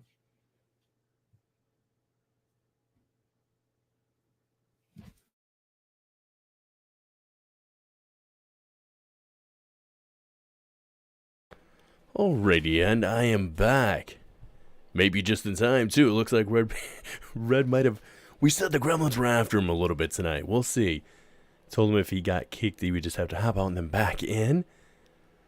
There he is, and he's back. Here we go. Whoa, we got to get rid of this one. Hang on, there we go. Sorry, right at the end there. But for the most part, it was all good. There you go. Yeah, so I don't want to interrupt. I was to say, if you were sharing anything to anybody in the chat there, anything that anybody was asking you, feel free to answer those questions. What and I just projects got... do you have lined up for the future? So yeah, I have the news recap 4, which, like I said, will go from basically the preliminary report, Gillibrand Amendment, AOI MSG, some of the stuff that's going on around the world with like ICER and the UN and China, and then some of the ways like the UK and Australia have kind of not been engaging in this subject. And then after that, I have a video planned. Well, after that, I think is when I'm going to start doing interviews too. So I have like some people that I kind of like maybe want to interview or not. I need to practice like with StreamYards and stuff like that. But in terms of documentaries after that, I want to do a video where like throughout the course of my research, I've come across... Sorry, I just had not seen Valiant Thor in so long. It's like Valiant Thor. Love it. But to the person in the chat, basically throughout the course of my videos, I come across different aspects where it's like you could really see the hand of the government like either censoring or like trying to manipulate the narrative regarding this subject, and they all kind of are in their own different areas. So I'm going to just do a video where like all those are in kind of like It's actually probably going to be the first part in a series, but just to kind of see like the historical way in which the government really like had their hand on this issue and the narrative and different ways. So I think that one would be interesting for people to see, because like it kind of ties back into what we were talking about earlier, where it's like people don't have this historical knowledge. Like they think the Galileo project is like the first time to ever have this be tried, and it's like no, the powers that be were really crushing the subject down, and anyone who tried to work on it. Look at the work Jacques Vallée did over the years. I mean, you talk about a guy who really truly applied himself and still to this day is very well respected within the community, obviously, and I think has gained a lot more respect from his peers over time. But I mean, there was someone who took it very seriously, had all the credentials, as well as even J.L. Hynek. Sure, he was brought in at first to be, which I almost ended up appreciating. They brought him in to be the skeptical mouthpieces, where to be like, come up with a good story, figure out a way to cover this up. And initially he didn't think it was going to be a big deal because he was like, well, it's explainable, right? Everything has a scientific answer, or at least an answer that we just maybe don't have an answer to just yet, but there's a good reason for it. And it wasn't until you started having those in the field encounters and talking to people like we get to do now, where we get to have, you start having multiple experiences. And now everybody blames it on saying, well, the internet and we're just copying and pasting each other's stories. Well, back then they didn't have that. We're talking about him going to some of these little towns that like people didn't leave this town. All you had was what the major newspapers were telling you, and that's it. And again, time and space of when we're telling the story. In that day and age, it was not cool to come out. It wasn't going to help your YouTube channel grow to come out and and say, I've got this experience. We're talking about loss of jobs, being run out of town. And we're talking about that going on even up into the 80s, guys. So I know I'm preaching to the choir over here. Everybody here knows this stuff. I mean, I feel like it still kind of goes on to a degree, probably even now. I mean, now probably less, but like even before 2010 to 2017, there was still very big stigma and whatnot. Oh my gosh. Obi says I need a pit bull shaver. I got one I'm looking at. I was gonna go get the it's like it bends with your head and stuff. But I'll look that up. What is it? A pit bull. I'll write that down. Head shaver. Says it'll change my life. I'll make a note of that. John Music, thank you for being here tonight, brother. Good to see you. Always good to see you. What's up, John Music? I like watching him when he's on. He's a knowledgeable guy too. Yeah, he asks great questions, and he's got a lot going on, or that he's doing with that. What's the schedule for tonight? Well, we were in the last 23 minutes of the show here, because I don't like to overlap. Excuse me, Mr. Dave Scott and his show over there. So usually we have about 23 minutes left here. Arden Paranormal, hey, good to see you. Thank you for being here tonight as well. Bim Jim, excuse me. Oh my goodness. Said, see old videos of Lazar.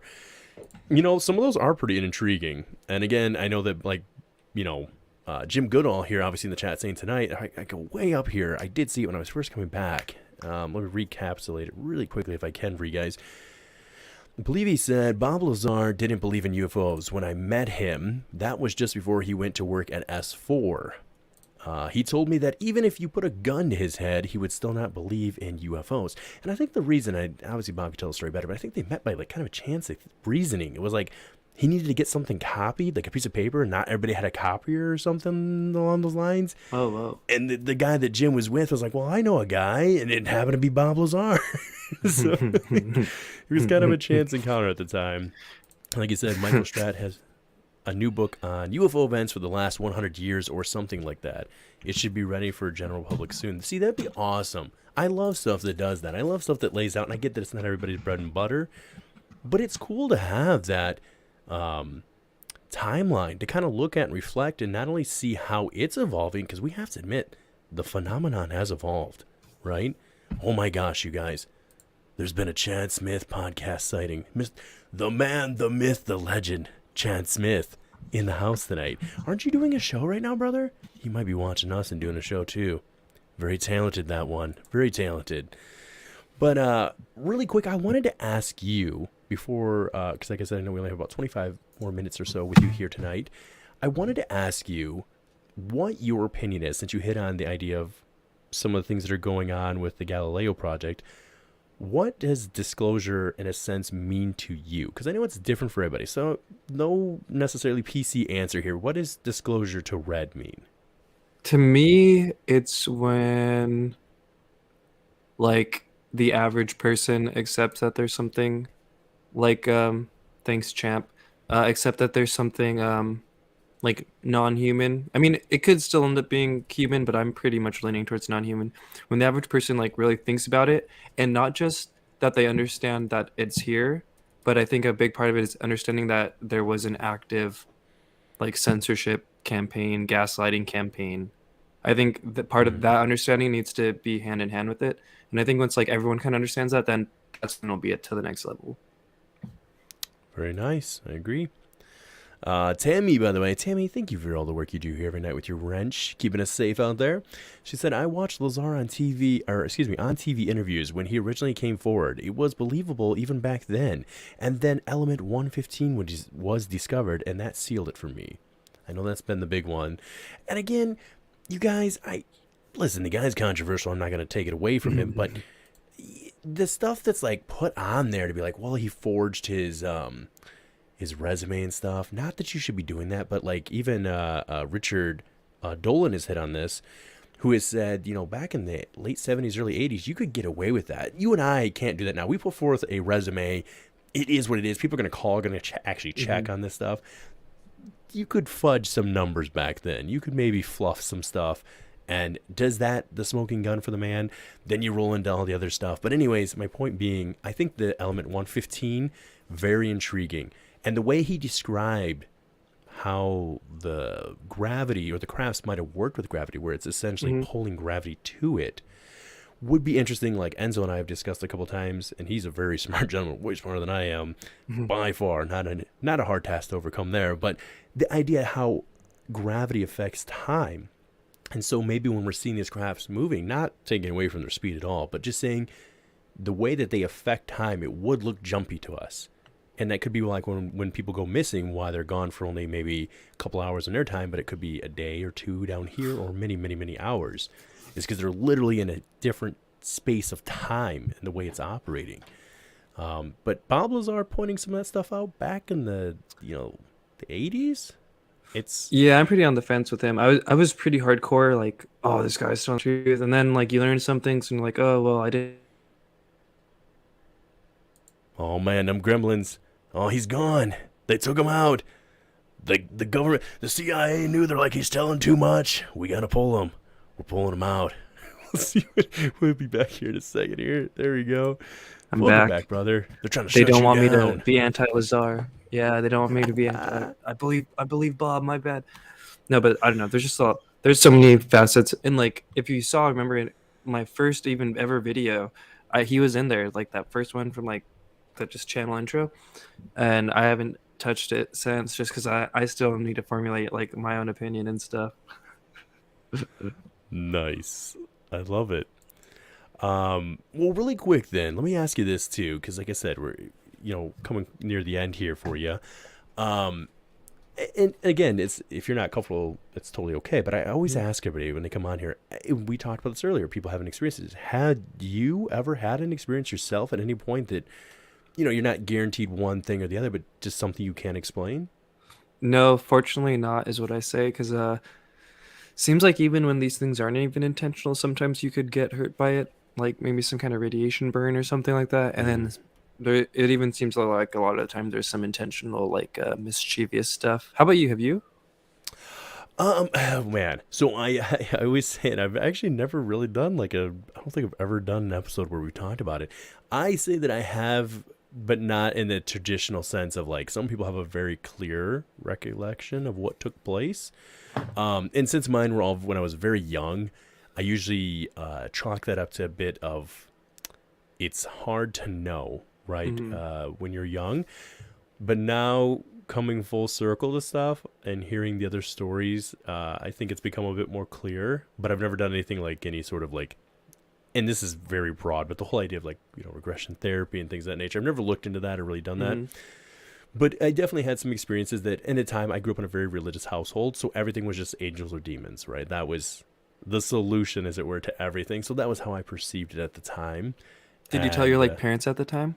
Oh yeah, yeah. My mom has a clear recollection. And she still thinks it was like a legit experience, just through the lens of like angel and demon. Yeah, so they think they had they think I had like a vision, and I'm sure we've all heard. I mean, I think that's a very common thing people have heard throughout different lore, depending on what background you're in. But People have a vision, like Native Americans spoke about that a lot, right? Having visions of something. And that is the best way I could describe, at least in the one instance of what took place, because I was definitely awake.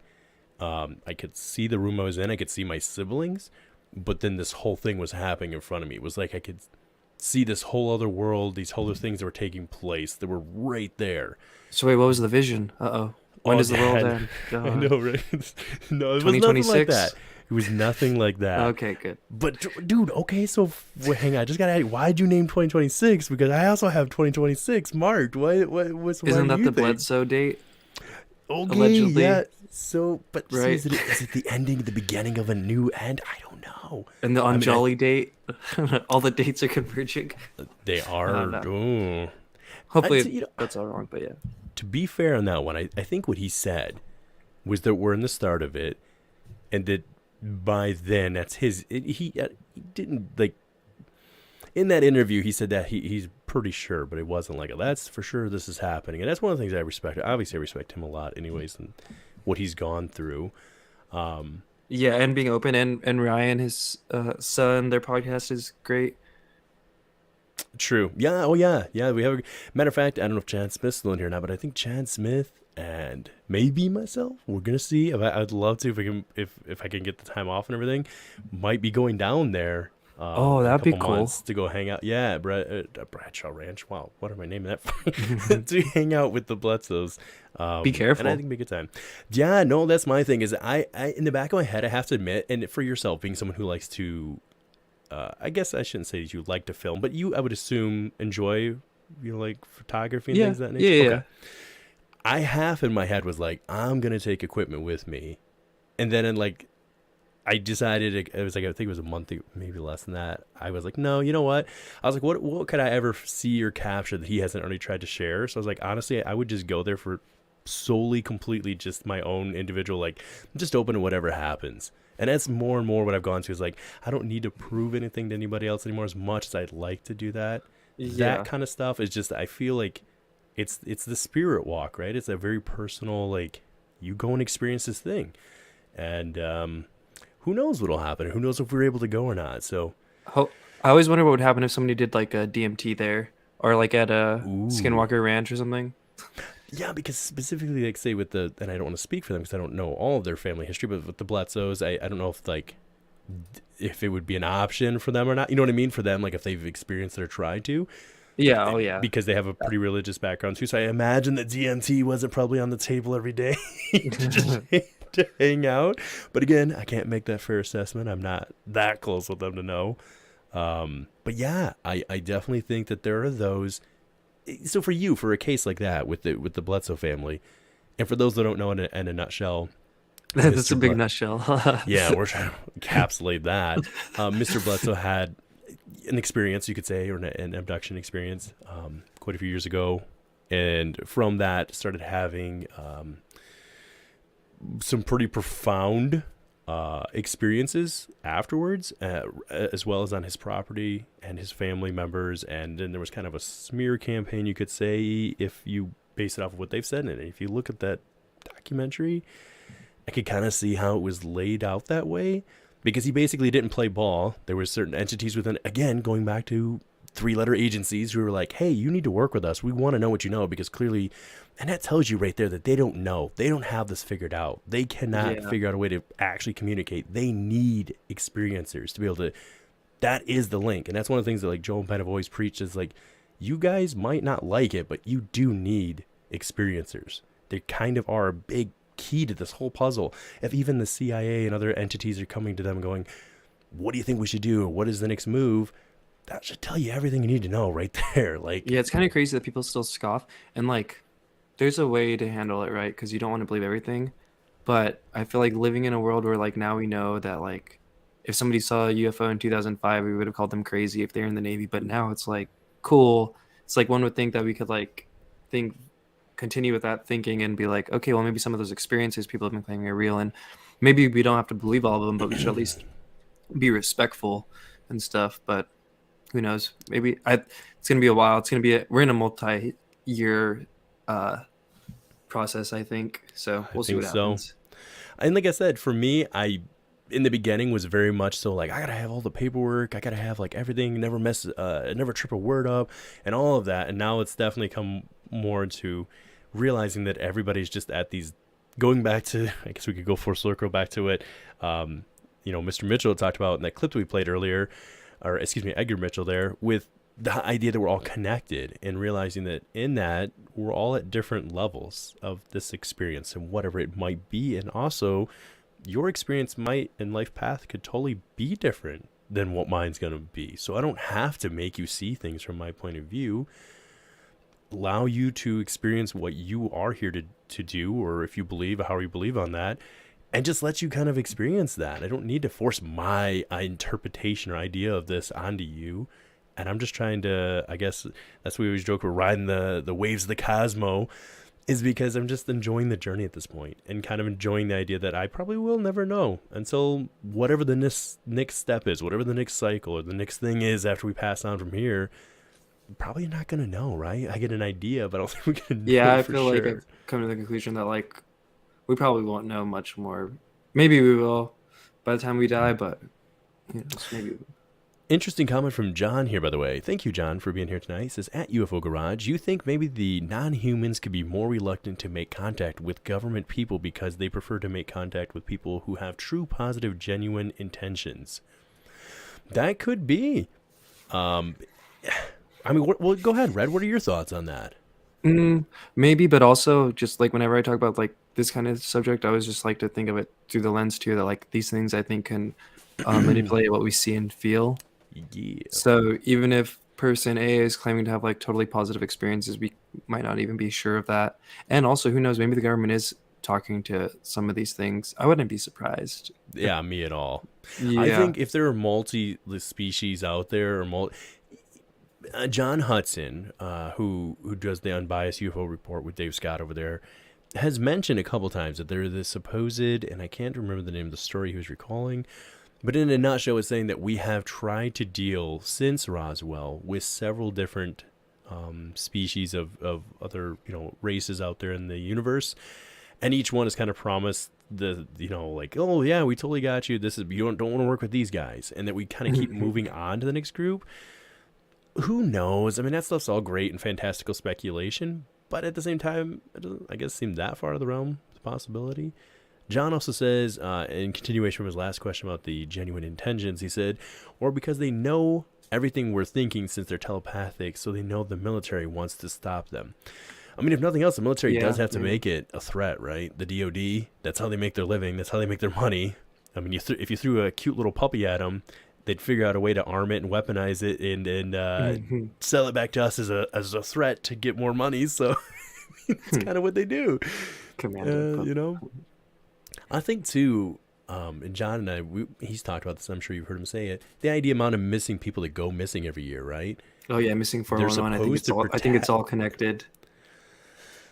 Low-key think Bigfoot's real too, and it's all connected. It's something, that's the thing though, right? If it's all connected, which people get, I'm glad to see that even since I got into this, like I said, 2019-ish, give or take. I mean, I've always been kind of interested, but like actually trying to really get into it and pay attention. And even then, it had started to break down a little bit, but there still was the kind of encampments of like, this is a Bigfoot camp, this is the UFO camp. And then even within those camps, there was like breakdown, and it's still going on, but there'd be breakdown of like, well, this is the like what they call the skunk ape version, or like they'd have different types of like, well, what if it's just like you said, the idea that if they can manipulate what you're seeing, it doesn't. That's why to me, I don't care personally as much of what the person's seen, even though I love hearing those stories. I care about, have they had an experience? Because if that thing can project itself as an owl, a deer, a Bigfoot, whatever it projects itself to you as another human being, maybe even a loved one, it doesn't really matter so much as you had an experience you cannot explain. That's the important thing. I think sometimes we kind of nitpick at the idea of the details of the stories, and it's like, yeah, but at the end of the day, you still agree an experience took place. So like that should be the focal point, not maybe the aesthetics to that. And what you were saying earlier too, I feel like and someone said this in chat, was like the woo barrier is being broken down, and to me it seems like it is. Like the Gillibrand Amendment has language about physical effects, which like you wouldn't really think of from the 3 videos that were released, right? So there's definitely something going on in those briefings that made her say that. And then all this stuff about Havana syndrome, it pretty much seems to me like woo to me. I think they were a few years away from them telling us it's like related to UFOs, but maybe not. Which would almost date back to some of the consciousness stuff, right? But before we get to that, really quick, Tammy says, the breakdown will continue, but the coming together is getting much stronger. Yeah. I do agree with that. I do agree that a lot of people are looking past their differences. Like, we have a great group of people that we hang out with. Matter of fact, we'll be hanging out later tonight. And we don't all see it eye to eye, for sure. But we recognize that this thing as a whole is more important than our little differences that we don't perfectly agree on this one thing, whatever. And plus it makes it fun to like throw the ideas back and forth, right? If we all just sat in the room together, we're like, yup, it'd be like the most boring conversation. If you're like, do you believe this? And we're like, yes. All right. And especially when people want to do it, when people want to make these divides along like political and social lines that really haven't existed at the level they're existing now until like the 2010s. And it's like this phenomenon goes back potentially thousands of years, and you want to constrict yourself to these like classification systems we just barely created when discussing this. It's like, nah. And that's what always has bothered me, even with like on our old show that I did with my brother back then. It was called Band of Bearded Brothers, and it was BOBB. It was the short acronym for it. And he covered the political side of things. That's his wheelhouse, and he's really good at it. And I would give opinions on it, but I wasn't married to anything. And the only reason I really get involved with it is because when covering the UFO phenomenon or any of the phenomenon, including like the stuff that happened over the Dyatlov Pass and all that, there's U.S. documentation on like how to deal with the Yeti. Like that's a real document that they printed off. Yeah, so like for me, that's where it's cool. Like I'll involve the government, politics up to those points, because whether we like it or not, they are involved. But not to get married to one or the other, because like it's all at the end of the day, it's each their own. But it's like it's just that other piece of the illusion that sits there, and we're like, we think it matters so much. Like, I mean, it does matter. We have to play by the rules a little bit, but like at the end of the day, it's just all kind of fake. You know, like it doesn't, there's so much of this once. Like, I think we go another 100 years, people are going to look back at the rules and how we operated our everyday life and be like, you guys. It's going to be so weird. I think it's just look at humans learning how to live with the internet for the first time and all these like stimulus that they're getting. Look at how they act. What was I going to say? Oh, but I think your brother will like my next video because it has a lot of statements from like active politicians. Because this past like the last half of 2021 there was just so much being said by so many people compared to like the previous 3 or 4 years. So send it to him. Hopefully we can red pill your brother, and then pretty soon he'll be all obsessed about this stuff like we are. Oh, he's trying to become, and we haven't even really given an opinion, or a statement about why we'd even stopped doing the show. He's out becoming a millionaire, guys, and I'm all for supporting him on it. He's in the crypto game hardcore. He's just daily trading. He goes hard. So I if he needed time off between the work and everything, I'm all for that. I told him, so you can go do that for a couple years or a year or whatever, and we get retired and we can do this full time. Let's go. Let's see really quick too. Last chat check. Tegrity. Oh my gosh. Yeah, because we're almost down to 5 minutes. I love this from 509. My politics is Tegrity Farms America. That's, you can, it can be what you want it to be. Jim Goodall, I'm assuming it's still Mr. Jim Goodall over there, said, I've always tried to not conform and play outside the lines. Good for you. I do respect that. I think there's a respectable way to be a free individual. Blowing the whistle on the SR-71 Blackbird, right? That's pretty big deal. It was pretty big Screw deal. Your lines. It was pretty big deal. Let's see. One last question here really quick from Coin Exchange. It says, at Red Panda Koala, have you had any paranormal encounters or ET encounters? Yeah, paranormal. No, fortunately, I don't think I've had anything much strange happen. Yeah. Knock on wood. There we go. I will share this one more time across all the platforms. Again, guys, if you are listening back, I have everything in the show notes here. I did hear one person let me know, I believe Tammy and Carol let me know earlier, that the YouTube link might have been different. If that is the case, I will make sure I take care of that before tonight is out for you guys, and I'll get that updated. I could probably even update it while we're getting ready to end the show here. Really quickly though, Red, thank you so much for coming on, hanging out tonight. and you know, essentially just spending a couple hours with me. I really appreciate that. We were able I'm to have a down. conversation, and hopefully you enjoyed your time. Is there anything you'd like to add for anybody at the end here, as far as just a general opinion or things you've got coming up, things you'd like to let people know about? Just, I have more videos coming up. I'm gonna start doing interviews and stuff. But yeah, thanks for having me on. I like your show. I like what you guys do. UFO Garage and the Big Willy van. I've seen a bunch of these streams. You know, I think I'm definitely one of the people who's like in all the different stream chats. You know, because I feel like we're at that level. Like, we're so obsessed with it. We just always need to be like listening to someone talk about it. So yeah, kind of. I'm like, proud of everyone doing their thing. I don't know if it's healthy or not, but we definitely Probably do not. it. So we all just go to the same streams together. But yeah, it's the only way to do it, I guess, right? All right. Oh, I forgot. Thankfully, It's we can, because yeah. we're broadcasting. I can't change it. That's okay. I will update that after we've ended the show. So no matter what, though, guys, it will be in there for you once you listen back to this, and for those that are in the chat. So, guys, as I always say when signing off, we'll ask you all to please stay curious and keep it weird.